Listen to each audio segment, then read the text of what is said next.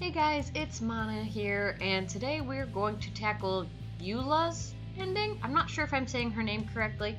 Someone correct me if I'm saying it wrong, please. Okay?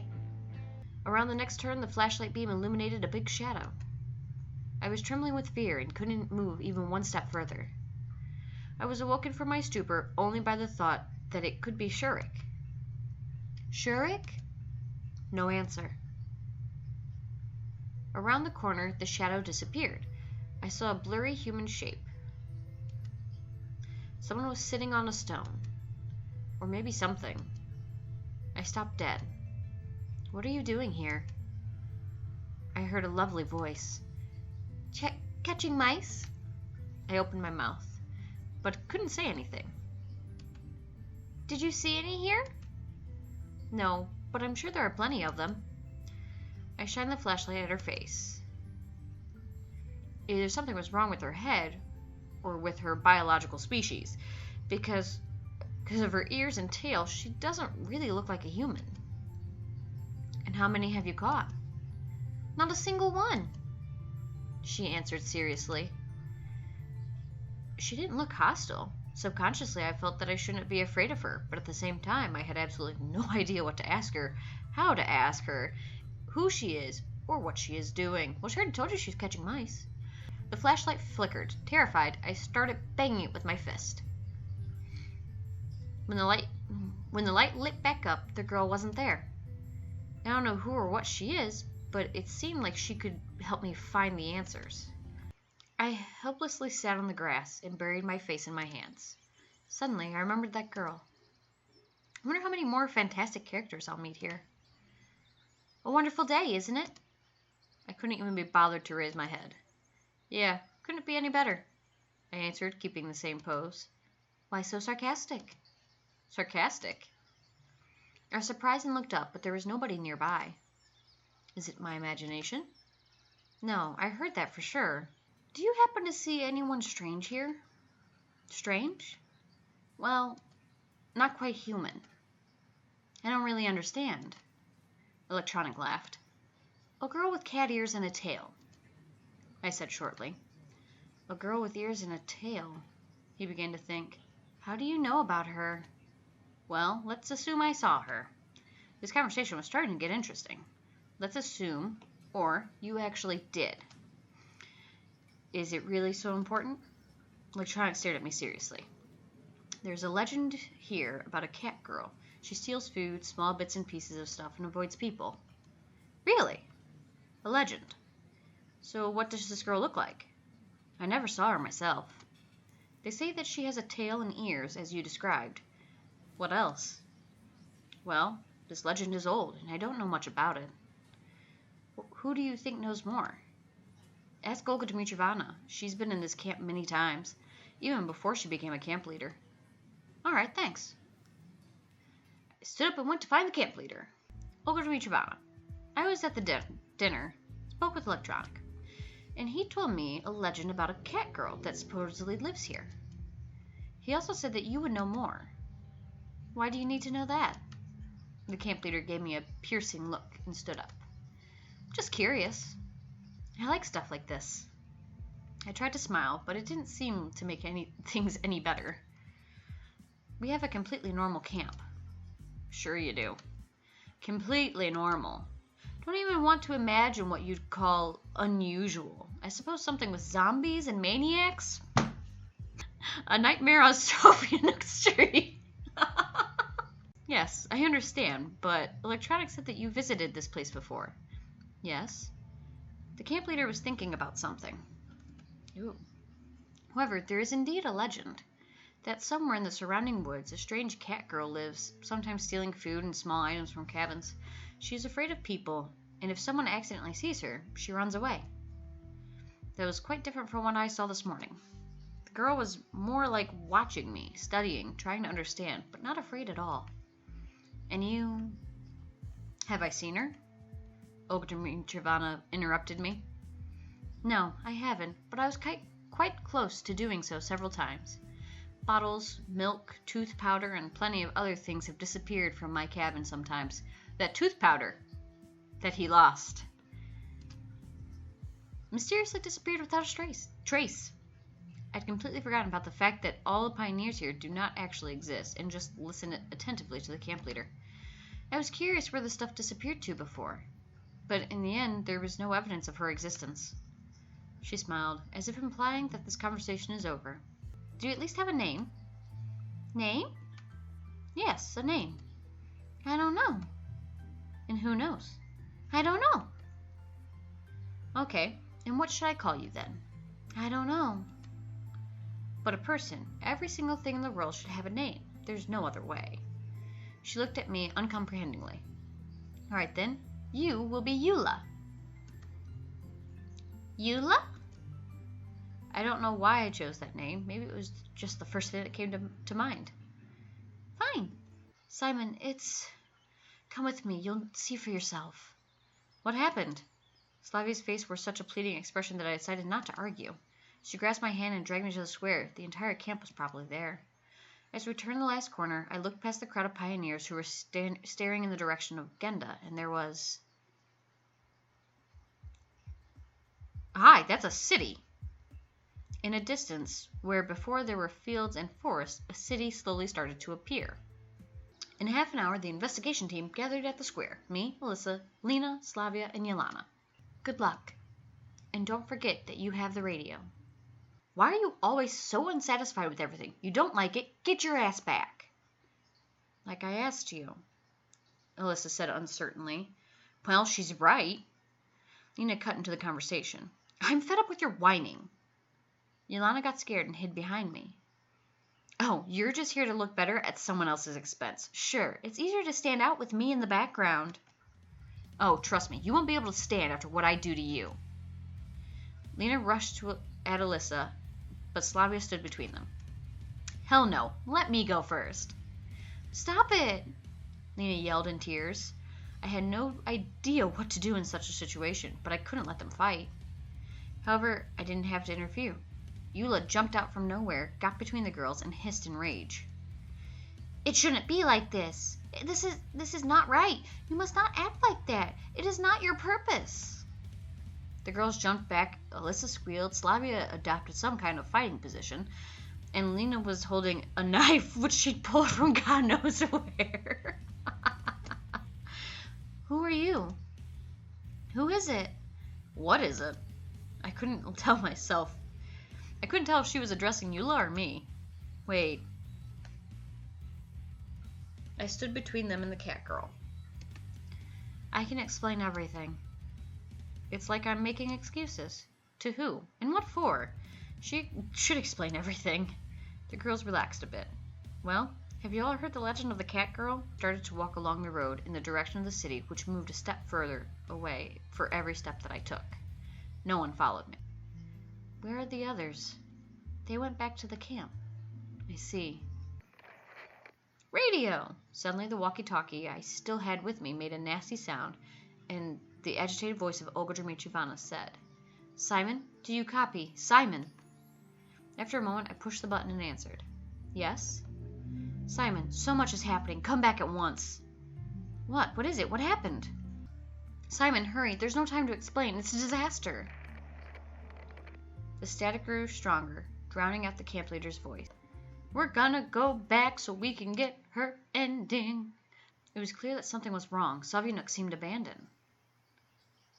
I could assume that pioneers went to bed, but there were no lights except the street lamps. And why isn't Olga Dmitrievna waiting for us here with the biohazard squad? She said on the radio something had happened. A strange anxiety had overwhelmed me at once. I looked at Genda, and there... The city! There's no city! Yulya seems to be surprised too, surprised for real, so I didn't jump at her with questions. I cursed and covered my face with my hands. I would probably have sat like that for several minutes until tears started to flow, but my eardrums were almost broken by a loud noise. It sounded like a thunderclap. But where did it come from? There wasn't a cloud in the sky. I opened my eyes and saw someone in front of me. You again! I uttered, stammering. A thunderstorm rumbled in the clear sky, the lightning flashes obscuring the face of the man standing before me. Why the sad face, Simon? This is not the first time you've been here. I don't know how many laps you've had, But it doesn't matter. But why? I don't remember anything. You should not remember. You shouldn't. He shouted. Sorry? I decided not to interrupt him. Yes, it's not your first time here, he continued in a calmer voice. But this time is special. It will be the last one for you. I couldn't understand what his definition of the word last was. Will I get out of here and return to my normal life? Or does it mean that I'll die here? Well, that's only my opinion. He went silent for a long time. I decided to ask a question at last. How do you know all of this? How? Let's say that I'm your brother in misfortune, and... An explosion sounded nearby. It seemed like lightning struck a tree just a dozen meters away from me. Instinctively, I covered my head with my hands and fell beneath the bench. I don't know how long I was laying there, but by the time I had slightly recovered from the shock, the thunderclaps had stopped. I opened my eyes. Yulya was standing where the pioneer had been standing before. So, have you met your colleague? She smiled and offered me a hand. Shocked, I didn't know what to do and kept laying down. How long are you planning to stay there? I stood up with difficulty. Who was that? If I have chosen the lesser evil, then I would rather trust Yulya than that mysterious pioneer. Well, how should I put it? She got lost in thought. You know, you are not the only one. To be more precise, you are the only one here. But there are more of the same camp, lots of them. And there are more of the same you, a lot of them too. I didn't understand anything. Some of them can appear in other places, like this pioneer, for example. So you knew all that, but didn't tell me. You didn't ask. Let's go swimming, Cat. Wait, what? Now I stared at her in disbelief. Maybe it'd be better to go to sleep? Oh, come on, she pouted. A few minutes later, we were at the beach. I lazily sprawled on the sand and looked at the river. I immediately felt completely exhausted. You know, I don't actually like swimming. Meaning you don't know how to swim? Yulya sat next to me. Well, it's not that I don't know. Anyway, that doesn't matter. The pioneers, fine, but how could the whole town disappear? I told you before. I don't know. Let's go swimming. I don't want to. I never like to reveal that, but I'm a lousy swimmer. Oh, come on, stop it. You can splash in the water near the shore. Okay, wait, I'll get my swimming trunks. But Yulya seemed to not hear me, and started to undress. What? Are you going to swim like that? Yes. Anything wrong with that? I turned away at the right time. I said that nothing bad would happen if I stayed in my underwear. I undressed and entered the water. Oh, it's cold. Move around and you'll get warm like me. She started to jump up and wave her hands in the water.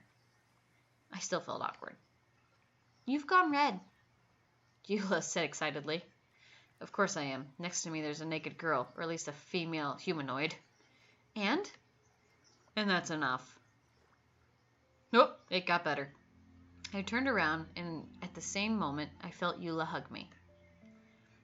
Is this also part of your program? I understood that I was saying complete nonsense, but nothing more meaningful was coming to my head. What? Well, it's, Suddenly I realized that I was being hugged from behind by a naked, omnipotent being which is able to exist in multiple realities simultaneously. My brain was instantly overloaded by errors about the lack of system resources. Here it is, a blue screen of death. My legs buckled and I started to go underwater. Yulya held me up. There's no need to drown yourself. Suddenly I felt something twisting around my thighs. I tried to pull myself away, but Yulya held me tight. Also, motion physics in the water are very different from the land. It's just my tail. A tail? You find it strange that you have a tail at all? What? You don't like my tail? If you step on my tail, then you're going to get hurt. What happened next happened by itself. Even if what I was going to do was dangerous, in the end, I am a red-blooded man. Ooh, surprise! At that moment, Yulya was not an all-powerful being to me. I was holding an ordinary girl in my arms. That escalated quickly. I brought the sleeping Yulya to my cabin. Soon the bus stopped in front of us, and the door opened, inviting us in. The driver's seat was empty, but I was not really surprised. Much stranger things have happened here. Coming? Yulya easily jumped onto the first step and gestured for me to follow her. Don't you think it's weird that the buses go by themselves? Well, she thought about that. Of course it's strange, but you said yourself that there were plenty of strange things here. She was right on that one. Anyway, I had no choice. In either case, whether I stay or whether I go on the bus, I'm not sure about what will come next. But in case the second choice, I had at least an illusory hope of escaping this camp. My eyes began to close, and I dozed off. Some girl bent over me. She was gently whispering something in my ear, so tenderly that I felt a strong blow on the head. Hey, don't sleep. Am I disturbing you? I asked in annoyance, rubbing the bruised place. You're not listening to me. If we escape from here, we'll have lots of time for conversation. If, and if we don't, then we will have even more time. I tried to smile, but just thinking that we wouldn't ever leave this camp frightened me a lot, so I just gave a stupid grin. It's better if we don't escape, because in your world, I don't know what to expect there, but you won't pay any attention to me at all. I will, I promise. I hugged her serenely. Sincerely. Really, truly? Really, truly.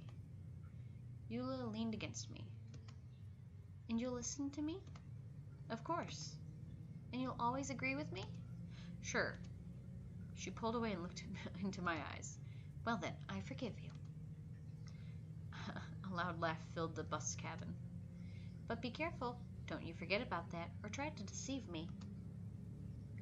Want to sign a contract? A marriage contract? I don't have the property for that anyway. But I do. Yulya pointed at the bag lying in the aisle. Well then. I tried to remember what I bought with my money. Here. I took my mobile phone out of my pocket. By this time, it was already out of charge. What's that? Yulya asked curiously, taking the mobile. A very useful thing in my world. You can communicate with people at a distance. Wow, that's really cool. Excellent. That will do.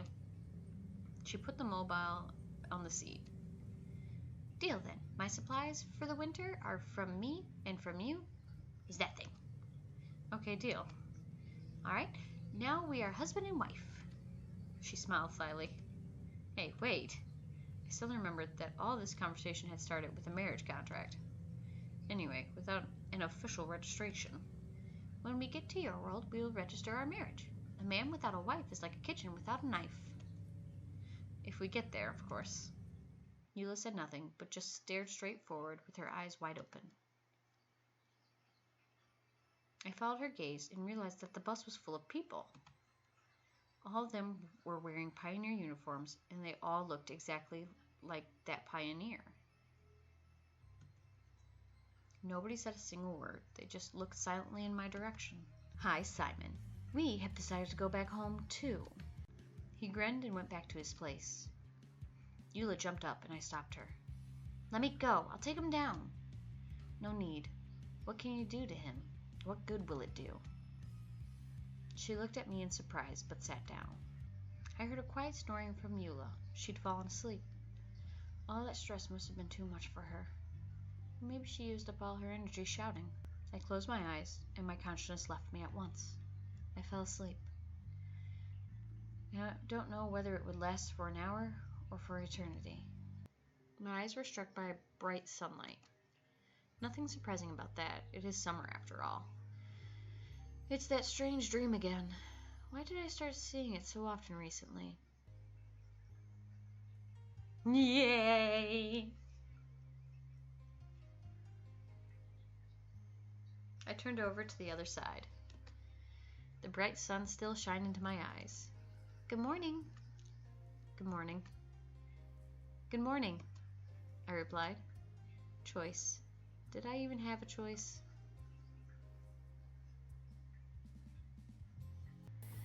Alright guys, that is the end for Yulya, and next week we're gonna check out the harem ending because I want to see how that goes. So yeah, I'm logging off now. I'll see you guys later, and remember to do something nice for a stranger today.